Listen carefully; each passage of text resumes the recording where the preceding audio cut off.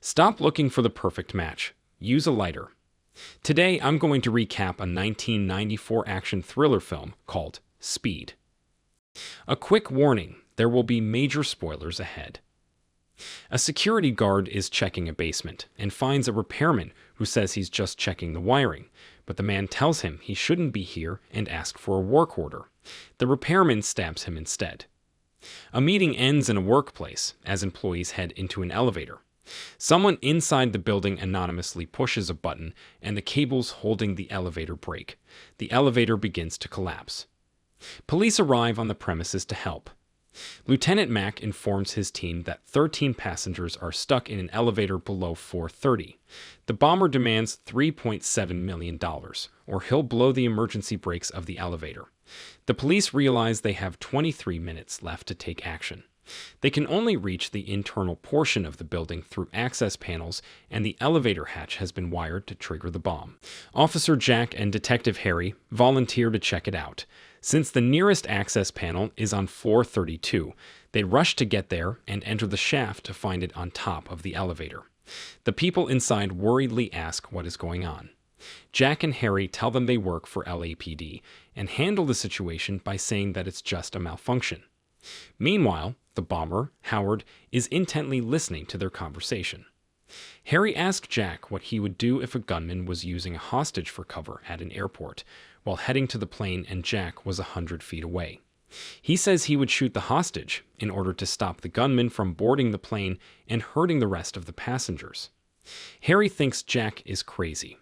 Jack tries to help the passengers by devising a strategy to take them out of the equation, so there is no leverage for Howard.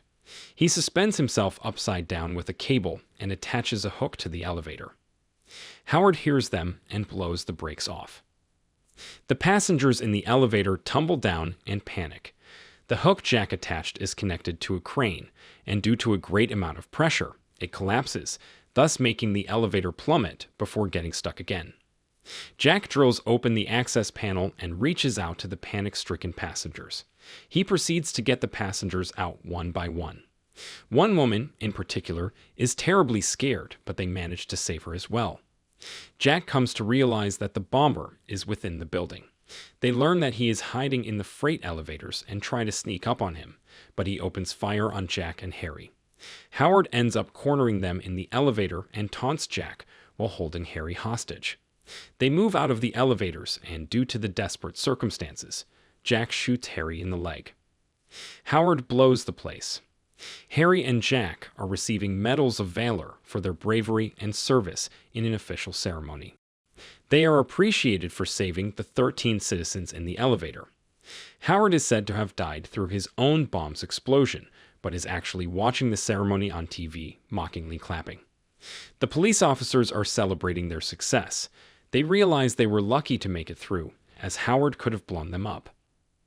Afterwards, Harry heads home. In Santa Monica, Jack is getting coffee and muffins. He is talking to a friend who is a bus driver. Later, as he is about to drive away, his bus blows up out of the blue. He runs after the bus and feels confused. A payphone nearby rings up. When Jack picks up, Howard answers on the other end. He says he spent 2 years on the elevator job, only for it to be unsuccessful. He says he has an insane level of commitment.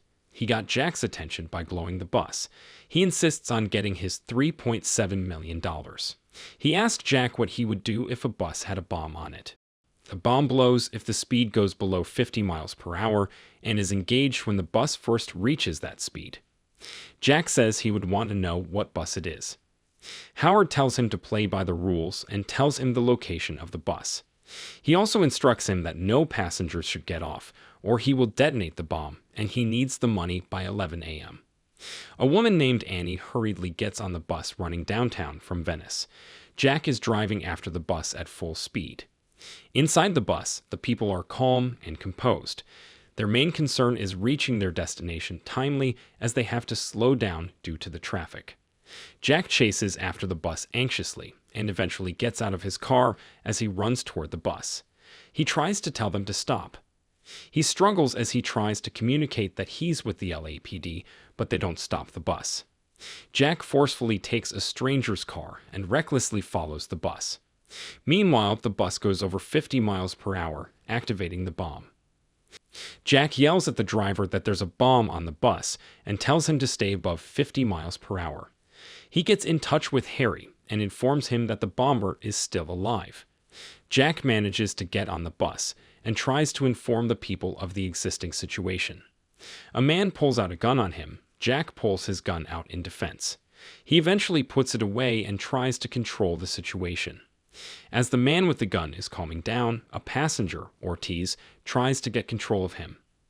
The gun's trigger is pulled and it hits the driver, wounding him badly. Jack clearly tells the passengers that there's a bomb on the bus. Annie takes control of the wheel, and the police prepare to take action as they leave in choppers. Howard is excitedly watching everything unfold on TV. Jack and Harry talk on the phone as Jack explains the bomb's setup, an insane amount of C4, 3 triggers, and a timer set on a gold wristwatch. As they try to stay above 50, they crash through a lot of stuff. Annie tries her best to keep the bus moving. Howard is intently listening to the news channels and watching American football simultaneously, enjoying to the fullest. Harry and his colleagues discuss the bomber and realize he knows a lot about bombs, using a different design each time, instead of sticking to a particular type. He also tends to know every police countermeasure. Harry takes this point as his cue and decides to look at files of cops from the last 10 years. Mac and Jack stay in contact and try to handle the situation. Annie keeps driving the bus recklessly to prevent the bomb from detonating. Mac is sitting inside a chopper and providing directions to Jack in order for them to safely reach the police units and get the necessary help needed.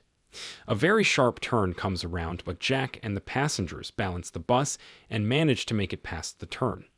The police authorities are preparing to save the passengers on one end, while the bus is following the given route. Jack appreciates Annie for her help with driving the bus in these tough circumstances. She asks why the bomber is after them. Jack tells her he's actually after him. He is fascinated with playing games with the authorities. If Jack is able to save everyone today, there will be another game tomorrow, and so it goes. Harry instructs his colleagues to go through the pension funds, as he suspects that the bomber is disabled. He may not be LAPD, but he's nearby. He thinks he's seen him before. Mac and the authorities arrive and try to get passengers out somehow. Jack tells them they can't take the passengers out of the bus because he will see them and trigger the bomb. Mac tells him there's a possibility he might be a cop. Howard calls for Jack. He negotiates with Howard and succeeds in getting the wounded driver off of the bus.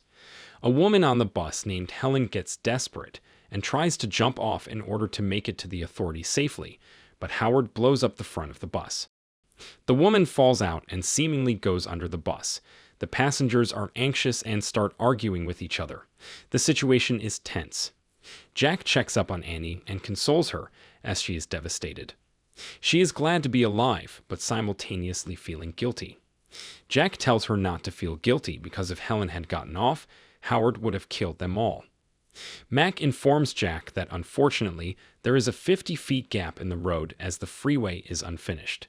Jack decides that they should keep driving above 50 miles, as it is an interchange, so it might have an incline. He instructs everyone on the bus that when they hit the gap, they should keep their heads down. When they reach the incomplete section of the interchange, they go flying over it and miraculously land on the other side. Everyone is happy and they congratulate each other. Jack makes Annie head for the exit, which leads to Los Angeles International Airport's air cargo terminals. They head for the airport because the choppers can't follow them there, and so Howard can't stay updated. Howard and Jack are on the phone as he demands his money and insists that he earned it. He tells Jack that he got a medal too, along with a pink slip and an apology for his hand getting damaged. Jack convinces Howard to let him get off the bus alone, so he can talk to the authorities face to face about Howard's demands. He allows it, telling Jack to come back quickly and not to double-cross him. Jack tells Annie to keep circling the airport runway while he's out. He gets in contact with Mac, who suggests taking the passengers out, but Jack is concerned that he will blow up the bus, knowing that he's been a step ahead of them every time. He decides that he needs to dismantle the bomb. The people in the bus wonder what's happening.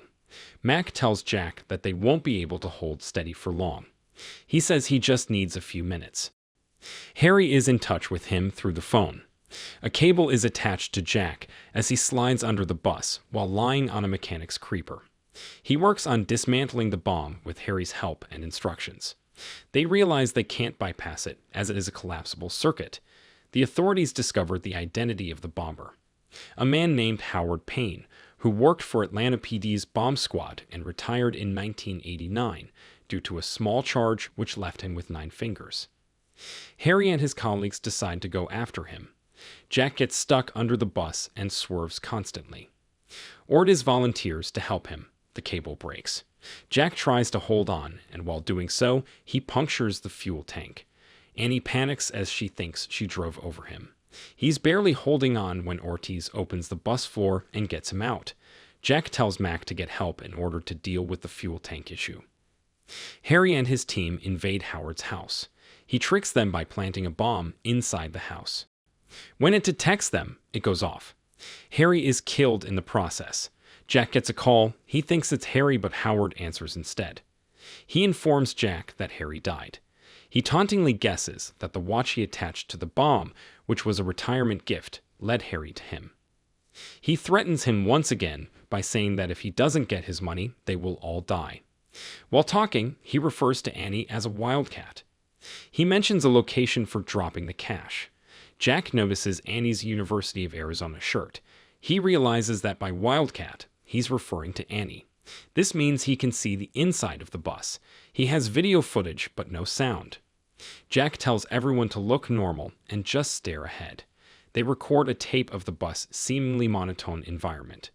Mac makes the press go off air and play the tape of the bus on loop. Howard is temporarily deceived. Meanwhile, the authorities manage to safely get everyone off the bus. Jack and Annie are the only ones left. They lock the gas pedal and eventually get out as well, by using the bus floor's opening panel as a support underneath them. The bus crashes into a freight plane and blows. Tremendous and intense explosions take place as the passengers watch from afar. Jack and Annie are safe and happy. Mac checks up on them. They receive medical attention. Howard calls again asking for money. They realize he doesn't know that the bomb blew up. Mac says they'll bring the money in 30 minutes. The authorities arrive at Howard's location and cover the area completely. Jack and Annie are riding in an ambulance. Jack gets out and says he'll be back. The authorities plant a paint bomb with the money.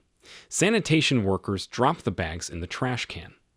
Howard notices the authorities hidden at different locations with their weapons aimed at the collection point of the money. He tries to trigger the bomb on the bus, but realizes that he has been fooled by the looped tape playing on TV. He pretends to be a cop and takes Annie away. Meanwhile, the authorities wonder where he is, since the money hasn't been collected. Jack knows he's never late. It is revealed that he got the money and is on the move, as Jack locates a hole under the trash can through which he escaped. Jack finds Annie in an underground subway area with bombs all over her. Howard shows up and makes her fill a bag with the money. Jack tells him to take the money and leave Annie alone. Howard coldly talks about how bombs are made to explode. He eventually leaves with her. He continues to terrorize people by shooting with his weapon and gets with her on the subway.